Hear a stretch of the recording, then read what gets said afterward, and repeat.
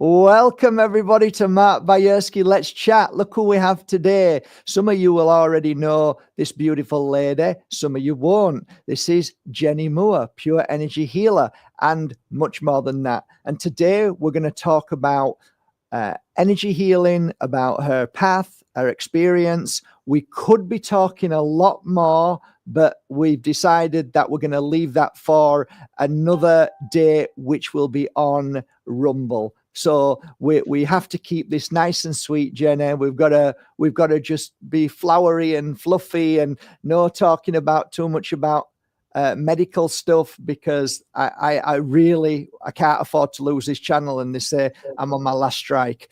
So Jenny, welcome. How are you feeling today? How's things going? Yeah, it's a really good day. I'm really excited to be here. I've spent a morning with my feet in the sea, so I'm in a really good place this afternoon. Tell us what you think about the sea. What is it about the sea, in your humble opinion?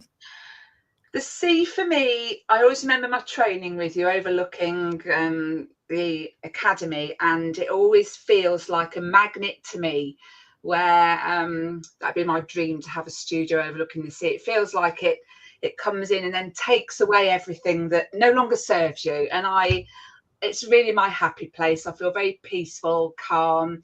It helps my inflammatory conditions as well. So it's just it's a good all-rounder for me. I just love it.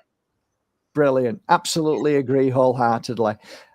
So Jenny, just give the audience some background about yourself. Let's just start, let's say, with you being a small child, growing up to the point of coming to Mijas. I know it's a big ask, but just tell us a little bit about yourself growing up. Yeah, so growing up, one parent family, quite a quite a challenging childhood. I was much loved, but it's sort of, in my adult years, it's been difficult to process my childhood, and I've got most of my childhood is a blank memory, to be quite honest. So it's very difficult to recollect stuff. So very, very close to my nan. I miss my nan dearly, sort of 40 odd years on, however long it is now. So she remains a very special person in my life. And then sort of most of my adult life has been on a path of trying to healing from that loss, in actual fact. Wow. And then from that, because I've just turned 60, so it's quite a long time to be 35 years or whatever. And then, like a lot of people, we have our timeline of stories and things that happen to us. So sort of it all layers up. So I've been very focused on my own healing and coming and doing my training with you, which we'll talk about at some point in the interview. That was a real profound moment on my timeline, which has led me to where I am now. And it's just, everything has been a massive learning. Some of it's been very painful, some of it's been exciting, and just a real mix, but everything's been a really valuable learning to me. That's amazing. We've met a few times. I think we met in the UK once, didn't we? When I was working in London, Chelsea, we ended up meeting somewhere for a coffee. Is that right? Yeah, well, we did. I had to look back because I haven't got very good memory, and I have to look back. So I always joke to people, and I say to them, I could never lie to you because I'd never remember what I'd said. I think I'm the same, Jenny. I've got to say. It's like what you see is what you get, and it makes life so much easier. Yeah, but I had to look up when I came over, and it was I used to come to Mijas for 1 hour of healing with you. Oh, okay. Can you tell us about that first interaction then, and just so that the audience know a little bit? Yeah, it was 2017. Mm. And you were in the square at Tickle Pink. Yeah. And I don't know how actually I got to you, because I was in a real meltdown chapter in life. And I remember being at the airport in the UK, lying on a bench, immobilized, ringing my friend saying, I don't know how I'm going to get on the plane. Wow. And I did. And I'm very, very thankful that I did. Wow. So I think I came for 3 or 4 days, and I had a few sessions booked with you. and it was just an incredible experience. I had a reading with you, and I wish I'd written things down because I can't remember it. But, What's a waste of money then? but I know at the time I came out thinking, holy shit, that was good. That's funny. And then there was one of my sessions with you. Well, they were all, I think I had 3, I can't remember, but I was sat on a chair in the middle of the room, and there was all the incense going on, and it was amazing. We sort of got to the end of that session, and you told me not to move. You were kneeling at my feet on the floor, and I can remember you telling me there was spirit stood around my chair. And we were still doing work together, and it was a really powerful. That was a really powerful session for me that I remember. And then on my final morning of that stay, I went to walk down to the gardens in the village because I had a friend who was having heart surgery, and it was peeing with rain. It was January, peeing with rain. It was cold, and I thought, no, I'm going to get up and I'm going to go to those gardens, and I'm going to send my love out to my friend. And when I came back, you were walking down into the village as I was coming up, and then we ended up having breakfast together, and it was awesome. And that was when we ended up going back to your studio, your room, your healing room, and that was when you gifted me a crystal which has stayed with me, and I'm getting emotional now, but it's been a very precious crystal for me and with huge meaning. And I've always been so grateful for that. So that whole trip, that was where it all began for me. And then every time there was a £30 return flight to Malaga, I was on it. Can I ask you a question? Am I right? I just had a flashback of healing you and remember, and don't say it.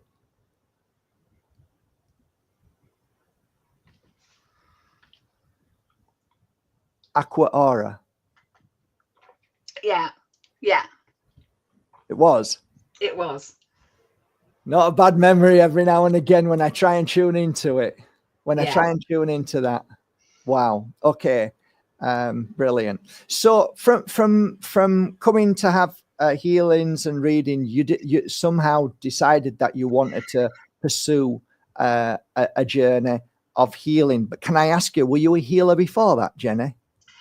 Well, I dipped into Reiki, and I'd done my level 1. I think it was a couple of years before then. Okay.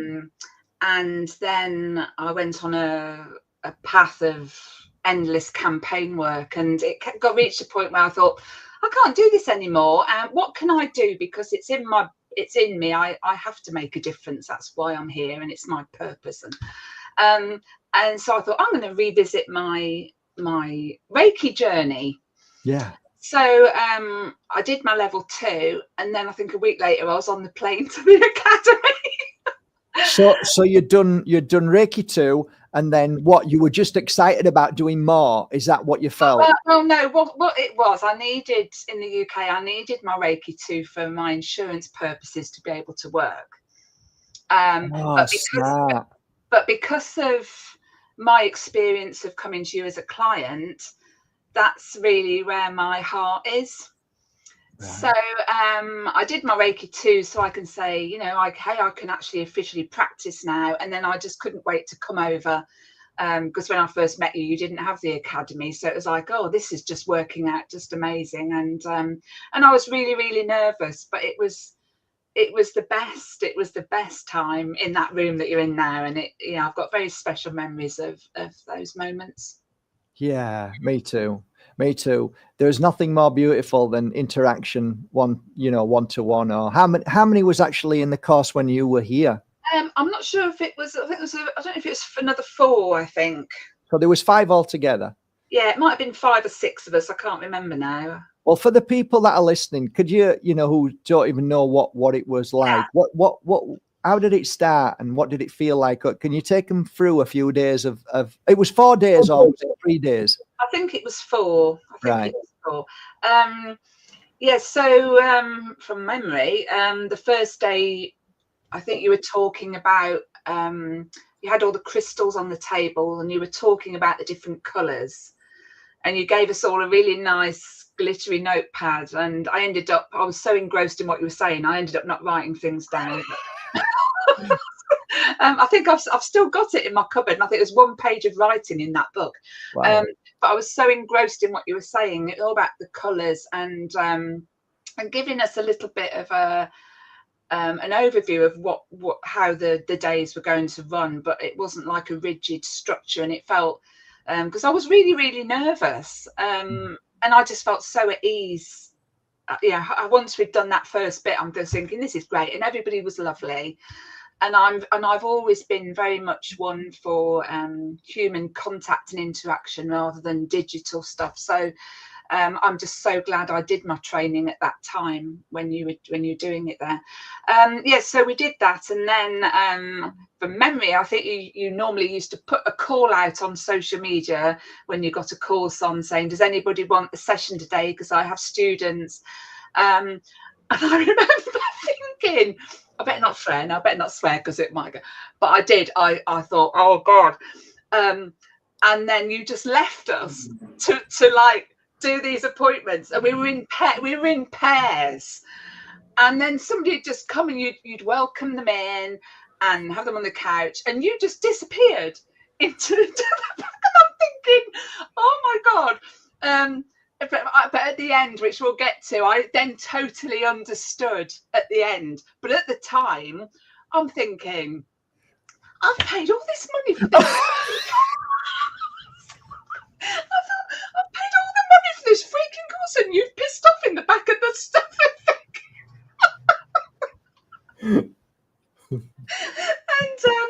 And I remember before the people came, and you said, you can use anything on the table. And if you feel you need to gift a crystal, you gift it. It's fine. Everything here is for, and it was like, wow, this is just, I don't know anything about crystals, and I've never done this. And so when we had the two couches, there must have been 4 of us then, because there's 2 of us working on somebody. And then so about halfway through, you appear out the back of the academy like an apparition. And I'm thinking, oh, thank God, because I don't know what I'm doing. And then you'd get involved if necessary to support us in what we were doing. But everybody was really happy, and it was the most beautiful of things. The healing after when the client got up, what did you recognize? What did you feel about the client? They just loved it. They were like floated out of the academy, and they loved it, and they were very everybody there was a sense of massive gratitude from us as students, that people, for me, I can't speak for anyone else, but for me it was a gratitude of a total stranger had put their trust in me, because I take my work so seriously, even more so now than I did back then. And I think, wow, it's quite something where somebody entrusts you in their personal space. So there was gratitude for them, and then they were gratitude for us because they enjoyed it and felt better for it. So it was just a real high vibey. Oh, and then there was jugs of cucumber water. I mean, I've never drunk so much cucumber water in my life. Cucumber. Felt so healthy at the end of it. So there was some of that, and then we all had a private healing session with you, which is like, oh yes, great, thank goodness, lovely. And I remember I was in the back room and having mine, and you had your hands on my head, and it was like I'd got a fist over my spleen, pushing into my mid. And I'm thinking, one of the girls must have come in, and they're helping. And it was afterwards, and I said, oh, who came in? And there was nobody. And I was like, wow. So that was like, really, I've never felt that in a healing session with anybody. I actually won't have a healing with anybody now, because that's it. I don't do that. But it was incredible, and I'll never forget that. So can you just take us through the point where this healer walked out of the room, then you were in panic mode, then what happened? What changed? What changed from panic mode, or did it change, or what happened to you? What was the process? then after? I think it was, I don't know whether you slip into, well, it's very empowering, even though you're nervous. It's very empowering and your confidence grows. Good And then it's feeling. the case of, well, this is my shout, and I've just got to do my best. All I can do is my Talk best. about throwing somebody in the deep end. All I can do is my best and hope and trust that this person in front of me is going to get whatever they need from this session. Really. Brilliant. Yeah, so it was brilliant. And then we did some talk, which again something that I've reflected on many times since 2017, about charging for healing. I have really struggled with that one. I know. But I totally have, it's took me a while, but that place of, it's your time, it's an exchange, and that everybody's financial circumstances are different. Some people may not need to have charged because they're financially abundant. Other people are not. So it's all, so I understand that better. So that's a conversation that you did that has been really helpful, that stayed with me. That has. What else? And then at the end, again, I wish I could remember, you sat us all down on the balcony and put your hands on us, and you gave us all a private message, which I remember at the time was very emotional and beautiful. And it was just, the whole thing was just amazing. And it's where my heart has always been ever since, in all the different work I do. It's the one that's stuck with me. And I think it's interesting, when I do my work now in group situations, I say to people that I'm trained in Reiki, because people know Reiki. Exactly. But I always say, because I've noticed, I always say about the pure energy healing, and I say, but that is where my heart is. Wow. I always add that on into my group situations, because it is. And for me, I'm very respectful to Reiki, as all of us are who's trained in it. But for me, the minute you've got to go in your head and think about a symbol, or my hands have got to be in a certain position at a certain angle, I've got to do it in a sequence, you're not in your heart, you're in your head. Yeah, and some people need that though, Jenny. So we have to say that some people actually like and want that. That I totally get. Yeah. But for me, and obviously you, my memory is shite. So I just, when I teach, I just say, like, I just do whatever I feel I need to at that given moment, and I trust that. And that's what I shared with you guys, and all you got, I think, from it was that you had to trust in yourself more than anything. You had to learn to trust in yourself in them 4 days, because you had no frigging choice. And then going back to what we were laughing at earlier, where you disappeared into the back of the academy. I do that deliberately, right? And then at the end of the course, you explained, and you said, if I'd have been in that room with you, I would have been thinking, is he looking? Am I doing it right? And we'd have been in this chatter brain. So, and I'm thinking, yes. And then it all made sense. But you were there when we needed you, because I know I had a moment where somebody was releasing quite a bit of heavy stuff, and you came to help me with that. So the support was always there when you needed it. But it was very empowering for people, and that's beautiful. That's a beautiful way from a healer's experience. Thank you very much for sharing that, because it helps people understand a little bit more about pure energy healing. And really all it is to me is just following your own feelings, you're trusting in your own guidance, and the guidance that is connecting you to what I believe is the spirit world. So from there, Jenny, I've been often accused of not being a very good mentor thereafter, in the sense of you're not really supporting.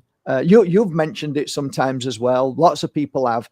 That I've not always been there, because I'm not that type of person. I don't believe in that. Just like I don't believe in being watching over you all the time. I believe that if you're meant to be the healer, you will become the healer. Whether I support you or not shouldn't make any difference. So be honest. What do you feel about that?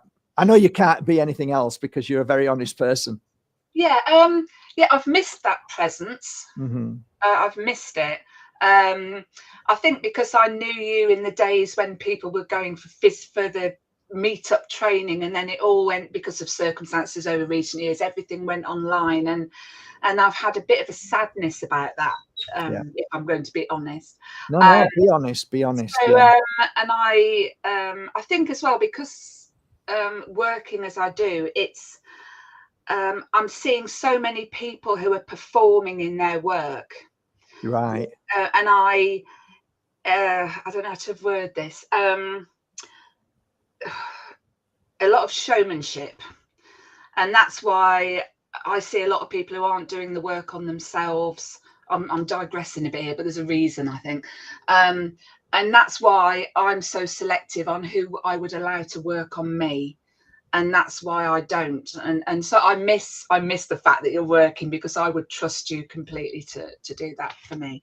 But yeah, so the whole sort of family thing, I think it grew online quite big, and the personal thing sort of was lost a little bit for me. Well, But then, AI tends to do that. I think it's. you can't be there for everybody. And then it was lovely over the last year. I think you started dipping in and doing some videos, and it was like, oh, he's back. And I was like, oh, he's back, and it was just great. And then I was back watching and back, and it was beautiful, because it brought back a lot of memories of how, everything changes, doesn't it? But it's how life is. But yeah, sometimes we wish it would stay the same, but the one thing that is constant is change, and it's hard for all of us. I mean, it was hard for me, and I'm sure all our audience listening, it was hard for them these past 5 years, and I know damn well it was hard for you. Yeah. We've all gone through our challenges, all of us. And the thing is, Jenny, when you're truthful, it really, you realize that it's not an easy life when you're truthful. Yeah. Because people don't want to hear it most of the time. Yeah. And also, I understand, I'm just one of your students. Now, I don't know how many students you've got now, but you can't be there for everybody. And then you've got, and I get it, people want you a lot, and they almost demand it of you a lot. So I totally understand. You're only one person, and that's kind. That's very nice of you to say that, very much. So then, after the pure energy healing, you were all on fluffed up. You were all ready to go. So from then on, what did you decide to do? Because sometimes it does take a bit of time to figure out what you actually want to be and do. So you have to kind of create something that fits to your personality. So what did you do from there when you left? Yeah, so it feels like the academy is the foundation to build on, and then find your thing. And it's a really good solid foundation. So it was difficult at first, because I didn't have the confidence. So I wasn't particularly busy, and I had the block around how can I charge for that. I mean, you know what it's like. So it's quite difficult. And then I don't know even when it was, about a year, 2 years later, I decided I want to make a drum. I've never played a drum, never been to a drum circle. I'm not a shaman, I'm just me. Yeah. And it had to be in Glastonbury, and it had to be that year. I had no idea what the hell this was all about. So cut a long story short, I couldn't afford the course. There was one course that year. I couldn't afford it. And then this estranged friend appeared, and she mentioned she was going to New Mexico. She offered to give me this workshop, and I said, I can't. It's not like £50. I can't take that money. It's not Malaga £50 flight. No. And then she said, oh, I'm off to New Mexico next week. And I said, oh, my business name comes from there. And then it turned out my business name is the Cultural Centre for the Native Indians. I mean, it was just like it was one weird, freaky things. Nah, it's all perfect. So I said, I'm going to accept this, because must be a past life connection. And she said, I've lived in the Pueblos, I understand the drums, and I know you're going to help people. So I made this drum, so anxious, thinking I'm never going to remember how to do all the lacing, and I got myself in a state. And then the guy said, your anxiety is part of you. Because exactly. I was worried about putting that energy into something so beautiful. Right. But it all worked out fine. And then it was like, what am I going to do with this then? You know, what do I do? I didn't do a sound healing course. I didn't do any of that. And then I went to a hotel to try and find a room to do my energy healing. Right. And I ended up doing a sound bath. And then just weird. I just had weird stuff happening to me in these sound baths where not many people were coming, but they were, a lot of these people that were coming, they were people who channel, and I was getting all these messages, and it was nuts. So part of my sound bath, I do my drumming, and then I'm on the floor doing my hands on, which is, you know, my heart. So things would happen again. There's a lot of doubt in myself with my healing abilities. And then I'll give the listeners an example, and yourself. I don't think I've told you this story. So I've learned to trust from your course. I've learned to trust in, if I feel I need to do something, I've just got to do it. And it doesn't matter how stupid it looks or sad. I just have to do it. So this lady was on the floor, and I felt like I needed to do CPR on her belly. And I'm thinking, what the hell? I'm thinking, wow, nobody's looking. Everybody's got their eyes shut. So I just very gently, I thought, I can't go like this. So I just gently did this on her stomach. I'm thinking, this is nuts. What the hell? And she started crying. And then she rang me that night and said she died in her mother's womb, and they had to resuscitate her in her mother's womb. Amazing. So I've had things like that. Amazing. Which has helped me grow my confidence a lot.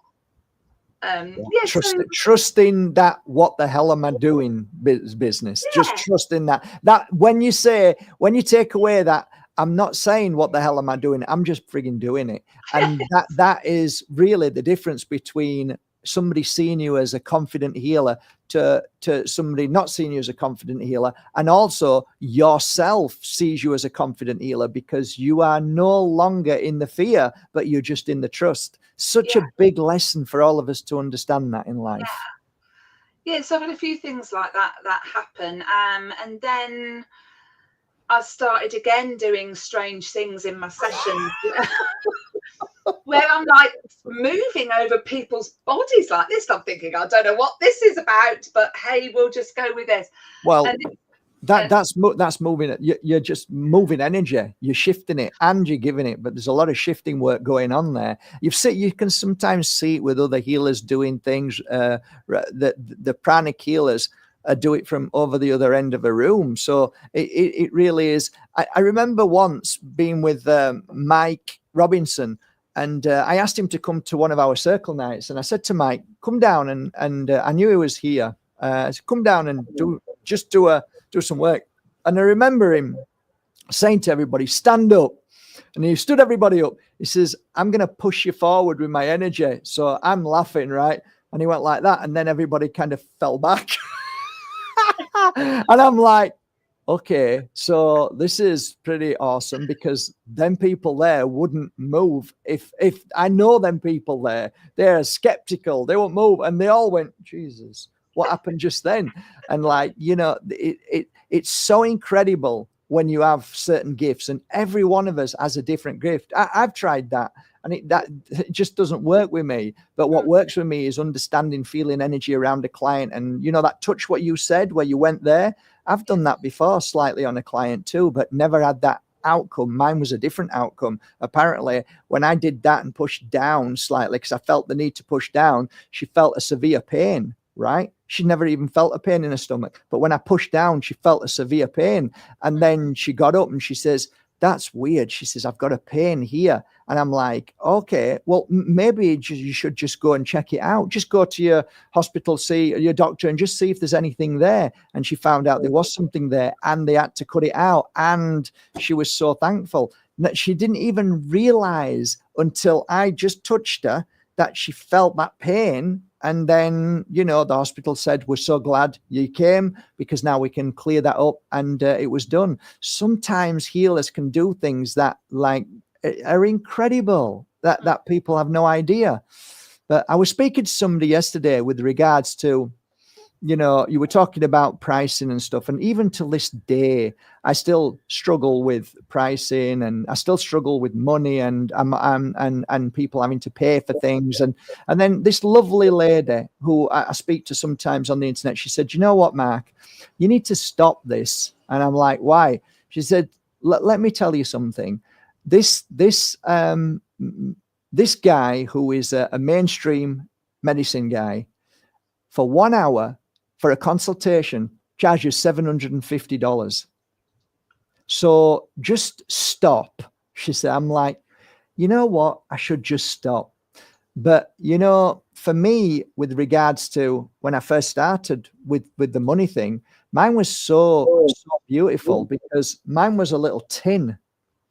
So they could put a donation in there, and it was for a horse that we were all looking after as a circle. So it was all going to the horse. And then my daughter said, "I want horse riding lessons." And I said, "Darling, we can't afford horse riding lessons." So then I thought, okay, the horse that we were putting money in for had now found a home, a beautiful home. So I went, horse riding lessons for my daughter. So people were putting in. I said, "Look, how much do I owe you? You don't owe me anything, but if you want to put some money in there, it just helps towards my daughter's horse riding lessons." It progressed like that for me. So it's easy for me to say these things. But even now, if I was to do a healing session on Sunday, I'd probably say, I can't charge you. You know, it's just something in us that we don't want to tarnish that, but then you have to, because you can't eat, you can't pay your bills.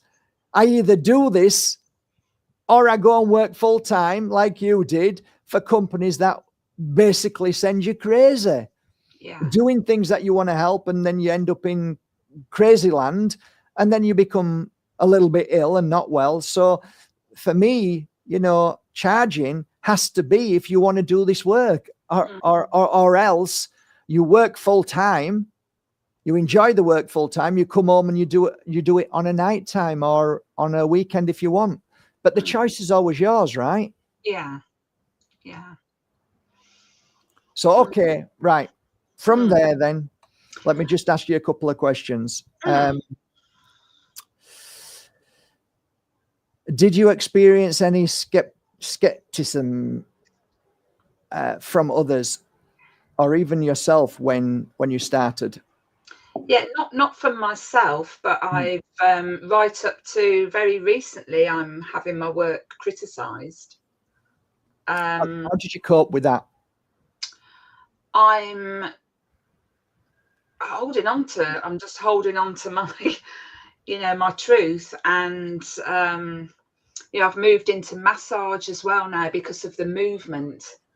That's good. So you're more about touch, physical touch. Yeah, people tend to comment on my touch. Right. So I'm sort of mixing the massage and the energy healing up. But yeah, I don't want to get into a religious debate, but you know, I get quite often not attacked, but criticised by people with strong religious beliefs. And just on that point, when you just think about that, isn't that hypocritical? If you were religious, you're meant to be loving and kind, and so acceptance of well, surely that's what you would think they would be. Yeah, because what I'm hearing from people is they've had really bad experiences with Reiki practitioners and other type of healing practitioners, not just Reiki. So it ends up, what I'm seeing is a lot of people then turn to religion. They've started like the New Age path, and then they meet all these people, and then they turn to religion. But what I love about my work, you know, I don't care what anybody believes in, because once they're on the couch, it's irrelevant to me. I'm just a channel for whatever, you know. So and I respect other people's beliefs, and I think, well, let me just, and it a few weeks ago, I mean, I went on my website and I took everything off it to do with healing. I was lying in bed furious with myself, and I'm thinking, why am I feeling so ashamed that I call myself an energy healer? You know, it was terrible. No, I can understand. I can to truly understand, because the attacks can be somewhat horrific. So Very yes, dark. Yeah. so I don't, I never, I think about the times going back to when I first used to come to you. I was a person that would come to you thinking, Mark will sort me out, Mark will make it all better. I wanted to be fixed when I first used to come to see you. And then as time goes on, you understand, and it's just part of the, you've got to do it yourself. But there are times we need a bit of a helping hand along the way, but not to be rescued, which is how I was at the beginning. And I think a lot of people, not everybody, view people who do this work like we're on some ego trip. We're here to rescue you all, and your life's going to be great. And I wouldn't feel comfortable somebody coming to me who thinks I'm going to rescue them. Yeah, exactly. It's a team effort to me. Yeah, totally agree with you wholeheartedly. It used to frighten me to death when people used to come and expect so much, because that's a recipe for disaster for me in my head.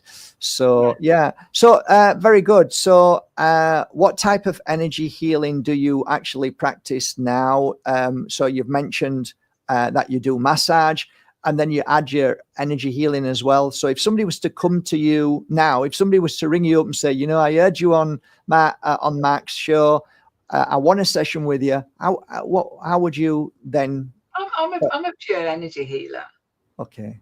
And it flows in my life and in my massage work and in my drumming. I do drumming for part of my session. In the second half, I've got my hands on people. So wow, so it's a combination of everything in one session, depending on how you're feeling with your client. Yeah, I mean, my one-to-ones, if they want me to open the healing session with a bit of drumming, I'm happy to do that. My sound baths, I do half of the hour of drumming, and everybody gets really close up. It's not I'm sat at the front banging a drum. I get very close, and then I'm on the floor, and then it's the hands-on, because for me personally, the drum goes into layers deep within us and can open things up. And then my touch is my thing, because of what people say. So then I go in, and then the touch brings the nurture. So that the drum does the open, and then the touch brings the nurture. And that's when the emotional, and that's why I keep my groups small. I'm not like one of these people, cram them all in on a yoga mat and how much money can I make? Because if what it's like, if somebody gets emotional and goes into deep stuff, I want to make sure I can support them. I don't want anybody leaving my session vulnerable. Exactly. Well said. That's absolutely beautiful. So your integrity is incredible. That's beautiful. So, okay, where are you based? Okay, so I'm based in South Devon, and I have a new workspace, which is awesome because it's in the middle of Exeter city centre, and it's only 5 minutes from Exeter Central train station. Oh, that's perfect then. Well done, you. So I'm really happy. I've got a big room to do my sound baths, and I've got private therapy rooms to do my one-to-one work. Oh, that's great. That's really good news. Well, hopefully people from Exeter or the surrounding areas of Devon will fly to you and have some lovely sound sessions and healing sessions and massage and everything that they all deserve, for sure, and that you will be there to facilitate and help them along that journey. So, okay, it's been lovely thus far, and it's flown by. Let me ask you, what would you like now, if I open it up to you, what would you like to talk about now? Is there any subject that you wish you like, I wish we would have talked about that? Is there anything that you'd like to talk about? I think I'll just touch on not health medical stuff, but for myself as a client, because I bring it into my work with people. For the last 4 years, I've done so much somatic body work for myself on trauma, and I like to bring that into my work. And I'm really feeling I wanted to be working with one-to-one with women on body confidence, sexual abuse, all that type of thing. So that Tell us more. You've said 2 things. What else? Let's not skip that, because this is the important bit. So sexual abuse, what else? Yeah, body confidence. I've done the last 4 years. I've been to some right places in my own therapy, and I've learned So I feel I learn by doing, and because I walk my talk, I don't just go on a course and pass an exam. I'm living it, Yeah, and it's just been the most amazing, learning how we store the trauma at cellular level, brilliant. and how your body can relive experiences and how to navigate that and regulate your nervous system. Brilliant. It's it's Sounds it's sounds just fascinating. incredible. A load of fascia releasing. Internal fascia releasing, been there, I've done it all now, and it's just like every woman needs this in her life, is all I can say. And Fantastic. I want to help. I just want to do one-to-one work with women on that sort of stuff. And what about men?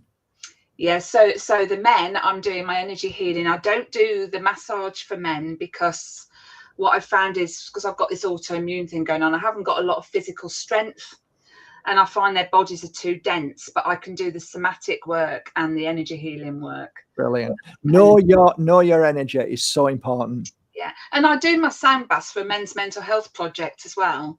And the guys, I've been doing it for 18 months. The guys didn't know nothing about energy, nothing. And I thought, I'm not going to go in there with the energy healing. I'll go in with the drum, because it's like, whoa, yeah, let's. Yeah, very masculine, I guess. They loved it. So I did the drumming, and then I go in with the hands. And at the end, it just made I was like, oh, I love it at the end when people open their eyes and they were all like, oh my God, I could do this every night after work. It was bloody brilliant. Oh, fantastic.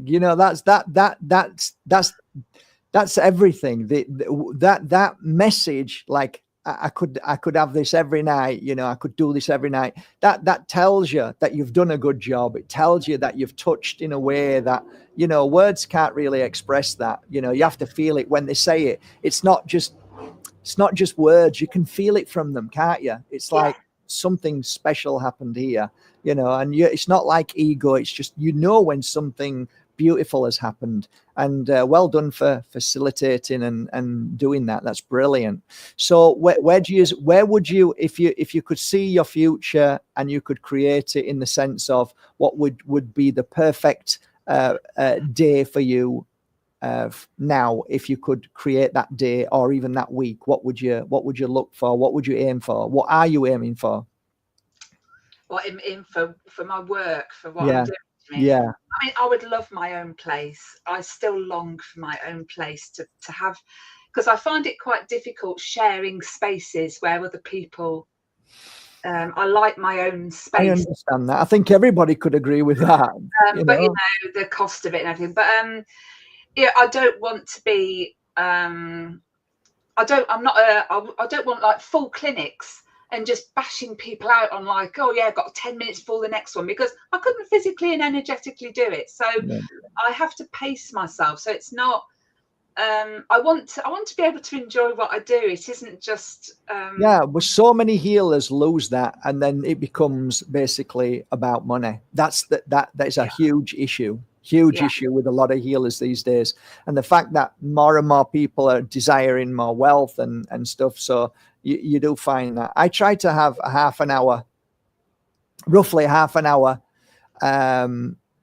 for each client as a gap. So I'd always have half an hour. Sometimes I'd have an hour.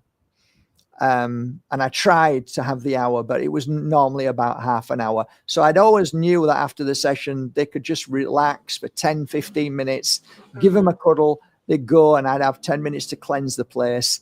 And what I would do is space it out from 10. I'd start my first client at 10 o'clock and then, 12 o'clock, and then have something to eat and then back again. And so I'd try and have between 6 and 7 people in a day, but that was still quite a lot. And I mean, if I was to say, okay, I'm going to give you 7 people every day from now on, and you're going to work Saturday and Sunday, it wouldn't work, would it? No. So the thing is, having your own place and paying the rent and rates, and saying you'd like maybe 3 clients a day, it just doesn't add up. That's the problem. So you see what I mean? You're so fixated. You'd be so fixated on, I've got to earn this to pay for that, and then the healing finishes. It's ended. Then there's no more purity in that sense. It's gone, and that's something that a lot of healers have to balance with. That was why I talked about it for like half an hour to an hour in the course. It's so important, you know, because some people have these great ideas, and then when reality check comes in, it's never quite what you expected. Yeah. So yeah, but anyway, that's great. And also as a practitioner, I know, you know, we do our self-care, but there are times for me, I think it'd be really nice to actually receive sometimes. That's the other thing I find, as a practitioner, when you give and you love so much, it'd be just nice sometimes to just be able to just lie there and surrender, let somebody look after you for an hour. So yeah, so that's sort of a bit of a thing, but no, I love it. And it's but the minute I wouldn't enjoy doing it, that's when I'd have to stop. So it's got to be paced and just nice. Yeah, totally. No, you're right. I mean, I think, you know, you are where you're meant to be right now, as you know, I always say. Yeah. Quick question to the audience. Thanks for joining us today. Any questions for beautiful Jenna? Any questions? I've got my glasses on, so I'm just asking if anybody wants to ask Jenny a question. I don't normally do this, but let's see if anybody has a question. The few people have said thank you for sharing, so that's really nice. I think a lot of people can relate to what you're saying. That's super. Teacher disappears for a reason. Observing, and thank you very much. Yeah. What if you get headaches from crystals? What's your take on if you're working with a crystal and you get headaches? What do you perceive that as? Where do you go with that? I don't use crystals really in my work like that, but if I had my instinct to that would be that I shouldn't be using it in that moment. Okay, there you go. There's your answer, guys. I don't know. No questions, but thanks. Big hugs. It seems as though everybody was just enjoying what your life story is thus far. Other than that, Jenna, I think it's been a lovely chat. I've enjoyed myself today. I'm glad we did it. I'm glad we did it in the spare of the moment, because I'm very much that way. If I'm feeling good and happy, I like to do it there and then. But we will definitely do an interview with Jenny with regards to the physical side of health and well-being that Jenny's been through, and she wants to share that with you all, some of the things that are important to share that you all know about with regards to, well, teeth and so on. So we'll do that sometime next week, Jenny, if that's all right with you. We're going back to the crystals. I will say the only pendants I wear are your pendants. Oh, well, this is the one. This is one of my first ones. And strangers. What is it? It's a Hubernite. Wow, that's It was in the academy. I didn't look up the properties of it. I just was drawn to it. And a long time ago. Every time I wear that, people comment on this one. And also your Palo Santo sticks with the Moldavite. They're the only sticks I will ever use. So yeah, that's beautiful. Well, I'm glad you like them and they've benefited your work, and that's great. That's all that matters. I really appreciate your time, Jenny. It's been an absolute pleasure. We're now on we're on 40 odd minutes, something like that. It's flown by. It's 50 minutes. It's flown by, but it's been a pleasure. I'll link below for everybody who wants a one-to-one. I presume that's what you do. Do you do internet work? Yeah, I do distance things, and I can say people, it's a short walk from Exeter Central train station, so it's really easy to get to. Okay, well, let's try and encourage people to go directly to Jenny, if you don't mind, guys. And we all wish you the best. We all love you, Jenny. Keep shining, keep being the amazing soul that you are. And thank you for being here today. Yeah, thank you. Thank you for having me on. Yeah. All right. See you guys. I hope you enjoyed it today. Till next time, take care. Bye for now. Bye, everybody.